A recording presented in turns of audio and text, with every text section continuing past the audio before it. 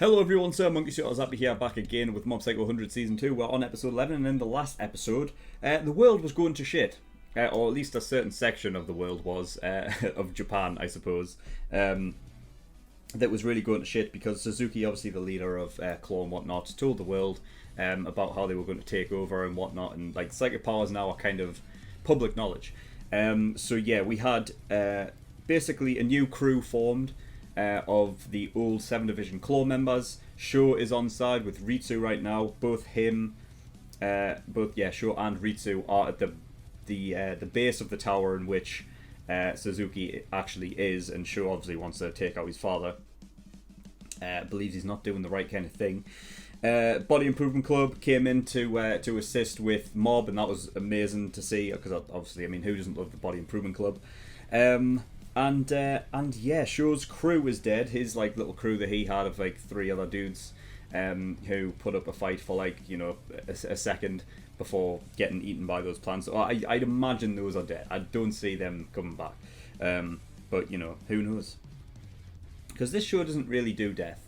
It hasn't at the moment anyway. So with this, I mean, well, I say it doesn't do death when it's dealing with like spirits and stuff. I mean, it doesn't do like killing off characters.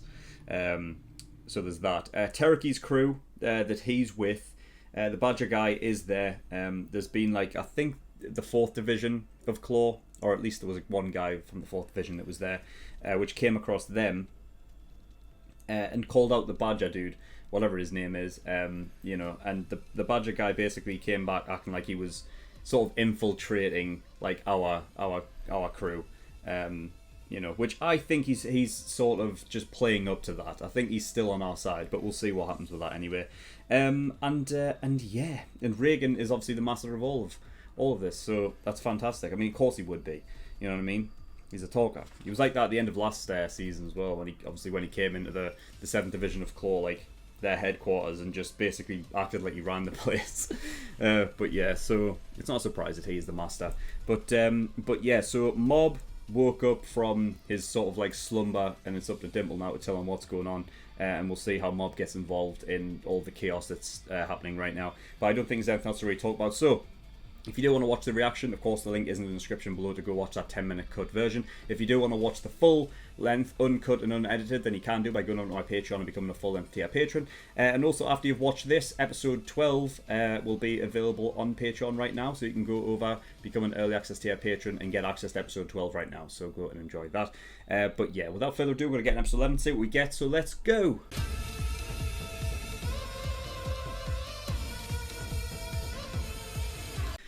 Okay, episode 11. Wow, action-heavy episode again. I love that sort of Teru's crew. They kind of like they met up with some of the other like different like sort of squads that they had set up there to take on that dude at the end there. And I love that all of it is basically down to like sort of combinations and stuff, so they can actually handle themselves against them.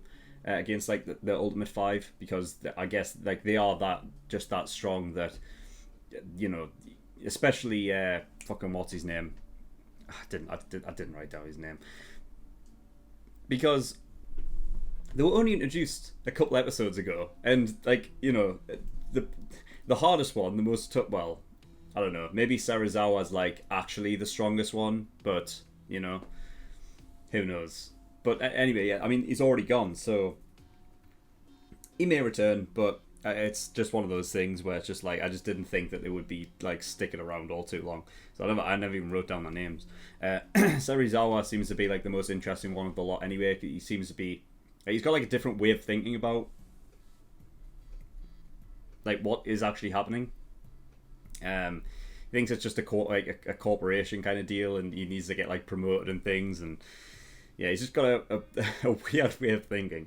But yeah, I loved all of the combination powers, especially that where Teru was essentially just taking all of the hits throughout that building to sort of just gather the information that he needed to figure out where he was coming from next. He's just pure caught him. And then Ritsu was there, flicked up that rock to basically jut his chin up, and then from there each one just had their own attack. It was great. I love that. So yeah, where else do we start? Yeah, so I suppose of combinations, it really like began with Teru's crew at the very beginning there, where they took out all of the other guys without we didn't even get to see it. But the Badger dude, I was right about him. He was just acting like he was being a spy when he wasn't. So of course, but Teruki's sort of like crew of the psychics, like the kid crew that they've got that obviously weren't reduced back in the first season. They're getting better and using their powers together to create like something a bit bigger. It was like kind of a mostly used as a distraction, but it worked. So yeah, really cool. Good to see them getting better. We had Ritsu, so he was fighting alongside Sho because he said that he can relate. There's some relation, there's like a familial relationship there that does kind of ring true with Ritsu in regards to how worried it can be that if Mob was to essentially lose it and go berserk, there's a worry that what would you do? Like, you have to be there to stop it, kind of thing. So he sees it the same with Sho having to stop his father. At the moment, I don't know. I don't know what state Sho's going to be in because we haven't seen him since Suzuki said that he had the same power as him and he's able to charge up power. So I'm assuming that he's been doing that for 20 years, which means he's got 20 years worth of power. So not only is he all around naturally stronger than Sho, but he's got essentially I don't know how much of that. I mean, quick math, I'm going to be shite at this. It's going to be a hell of a lot stronger than what Sho was able to put out there. So I don't know. He says he will show Sho. You have to say that twice.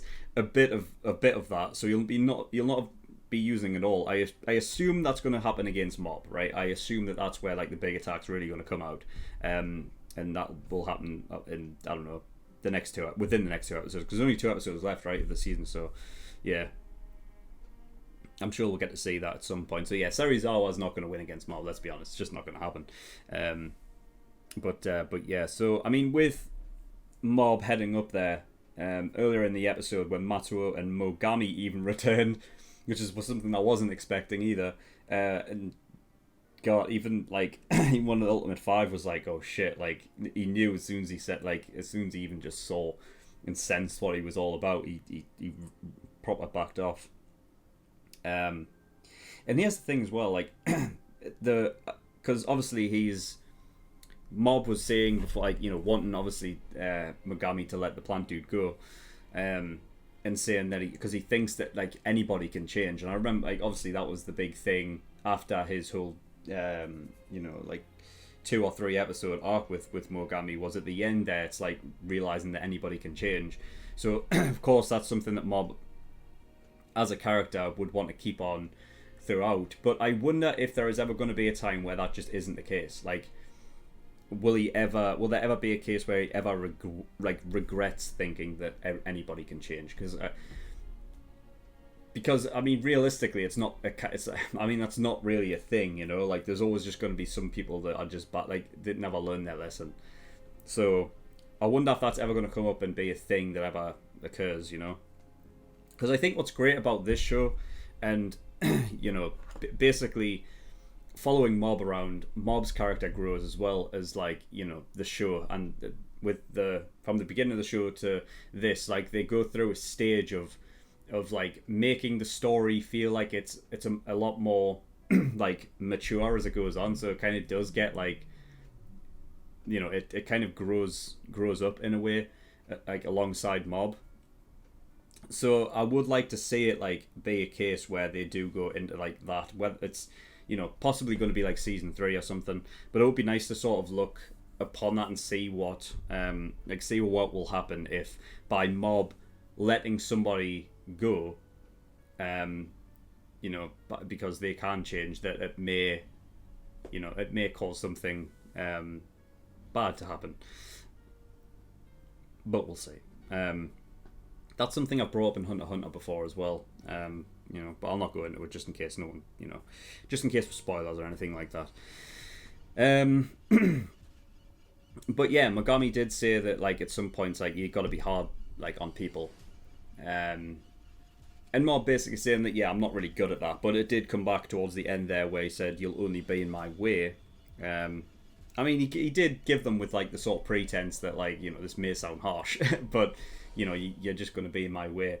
It's something with the Mob has never really done anything like that before, but it's like a necessary harshness because I feel like he's right with like a 20 years of like power that has been charged up with Suzuki and Mob going like mental. I mean, the thing is with the fights in this show, they're so expansive over the area in which they take place. Like they use everything, like every building, everything that can be like picked up and used in some form or fashion they use. So I really love the fights in this show because they're not just. I've talked about in other episodes of other shows and stuff where like they use visuals for storytelling and stuff, and you don't need someone clearly pointing out things. It's just like stuff that they can use within the immediate vicinity to use as a weapon or something like that. So like I love the fact that they use so much of their fights, like so much of the area around them to really like just like sell what it is like and where they're fighting and the space that they're in. But yeah, I mean, back to the original point at hand, like it's going to be probably a big fight, and you don't want people in the way of that because they're just going to get hurt if if they're around. So yeah, I feel like that's going to be a big fight there between Mob and Suzuki, and also what happens after that, because really Claw was the big thing, right? There's going to have to be something else because I'm sure there's a season 3 coming, right? They have announced that, haven't they? Like they've confirmed that it's happening. I don't think they've announced like it's not like a release date or anything, but they have said that it is coming back, right? I don't know. I could be wrong, but after Suzuki's gone, head of Claw, that's pretty much Claw. I wasn't expecting Claw to be gone. I thought we were like possibly like heading up the divisions like 7th, and then we'll go 6th, 5th, 4th, 3rd, 2nd, 1st, Ultimate 5. Then I mean that'll be if they went basically a division every season, that'll be a hell of a lot. Like that'll be a long list of seasons to get through, but it looks like that it could like Claw could be ending at the end of the season. If that's the case, then there's going to be more to come. Like it's going to have to be something different, some other organization or something else, just like a dude who's stronger than them both that just hasn't made themselves known yet. They can come up into the fray. We'll just have to wait and see on that. But yeah. We had the one Ultimate 5 dude. I'd say this is the thing. Like I didn't write down their name. I should have. He was basically saying that the Scars, they call themselves Scars because they're damaged goods, and I wonder if that is like actually true, and it wasn't just an insult. It feels like what he says is kind of true.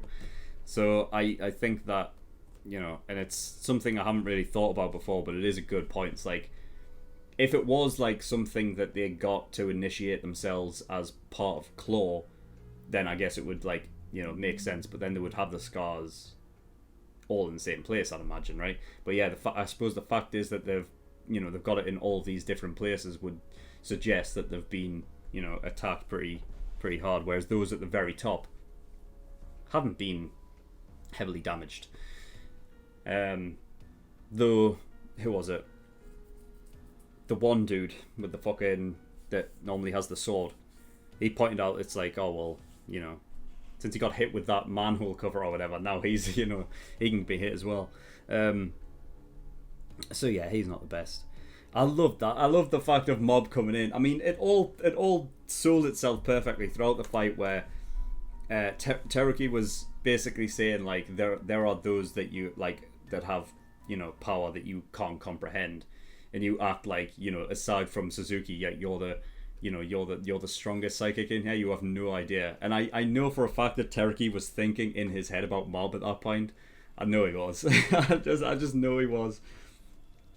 Because he even like, oh Teruki, right? Remember when he was like stuck up in like the first 5 episodes of the show in season 1, and he was like, I'm the best one ever. I'm the protagonist.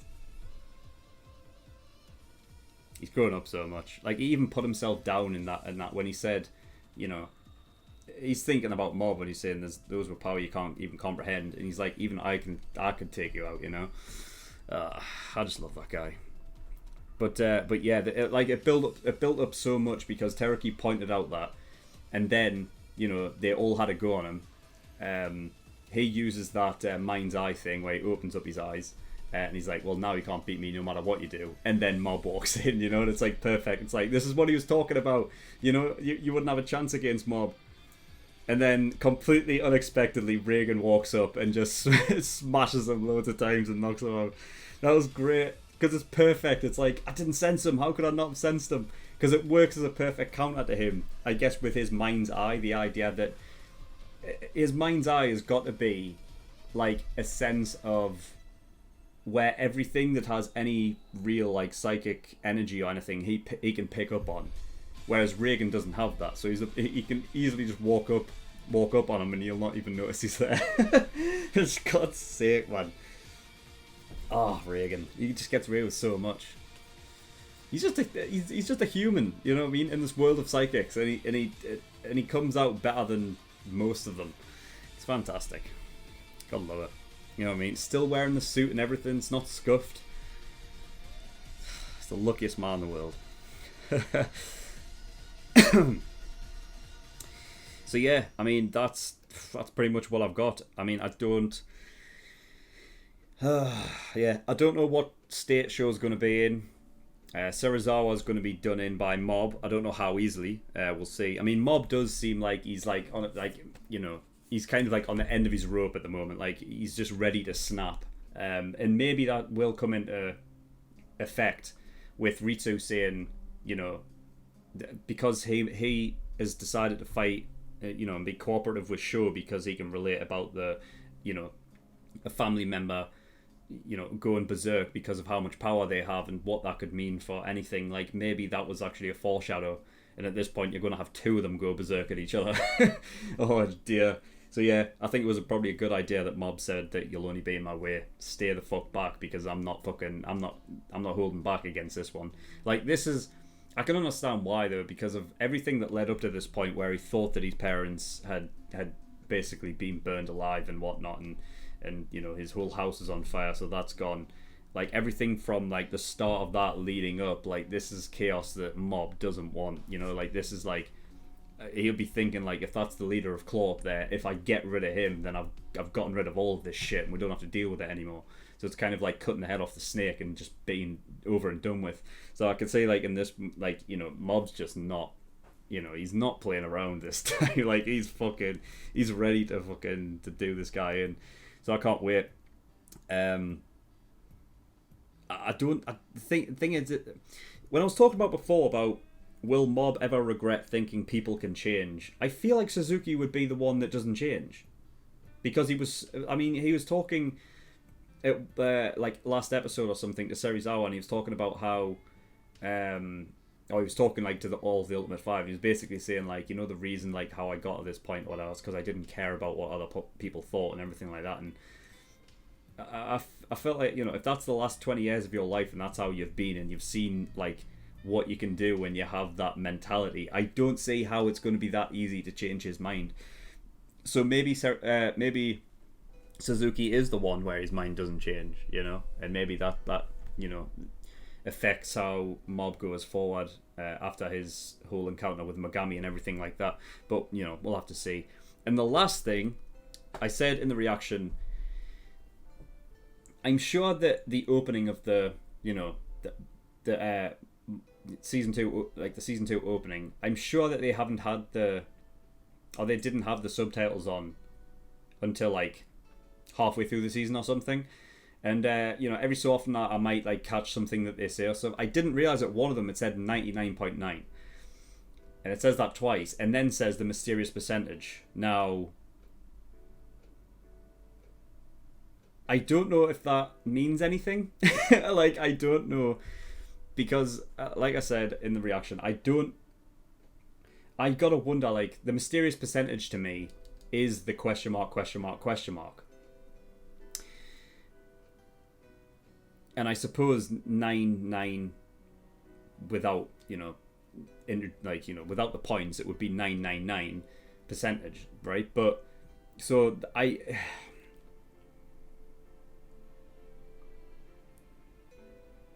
I could be looking like way too much into it and being like, it's that's not it at all. But I was just wondering, it's like it's three numbers that isn't 100, right? And they said it's a mysterious percentage. So if it's on the verge, like, is it like the cusp between mobs, like, you know, between mobs like two forms, and that's what it is? It's like the inner, like the I want to make like something poetic, but then I can't think of the word, and it's always the same. Purgatory. It's like purgatory. It's like, you know, since it's a show about like spirits and all of that, purgatory, right? Maybe that's what it is. It's the purgatory state that he goes into. That's like the in-between. It's like the cusp between, you know, Mob's unemotional state to his emotional state, where he really fucking lets it all out, and maybe that's what it is. But they've always showed it, like the mysterious, like, you know, the question mark percentage always comes out when he loses control. So it's easy to think that it goes beyond the 100%. You know, it's like when he's at his strongest is when he's not really in control. So who knows? Maybe that is it. I mean, they've said in the show before that, you know, like even Mogami went into it, that like about the negative emotions and stuff. But overall, it, like, you know, they talked about it when Mob eventually overcame Mogami, that positive emotions are just as strong and everything and can be stronger. That all of their power is essentially tied to like emotion and stuff like that, and especially like, you know, for Mob, like that's his whole thing. So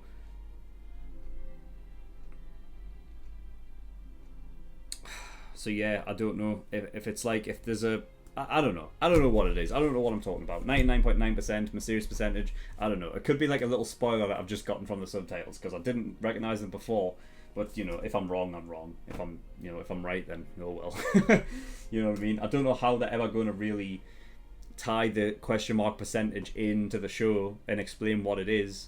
I guess the narrator would have to do it, right? Because he's the only one that's meta in this, so he would have to do it at some point.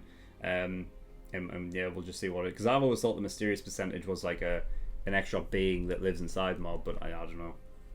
Could be wrong. But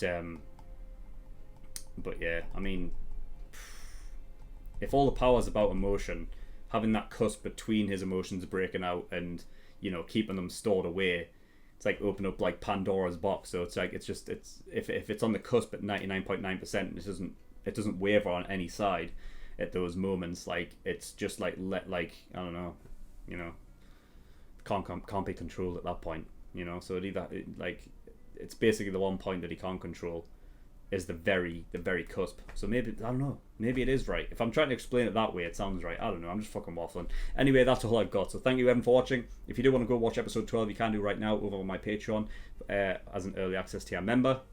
You can also watch all of these reactions in full, unedited and uncut, if you go and become a full nth tier patron. And there's also other tiers where you can pay to have a show be reacted to. So if you want me to react to a show, go have a look at those tiers and see what they offer. And there's also Discord as well, so you can get over and join that if you wish. All of the links to everything is in the description below. But that is all I've got, so thank you for watching. I'll see you all next time. Bye bye.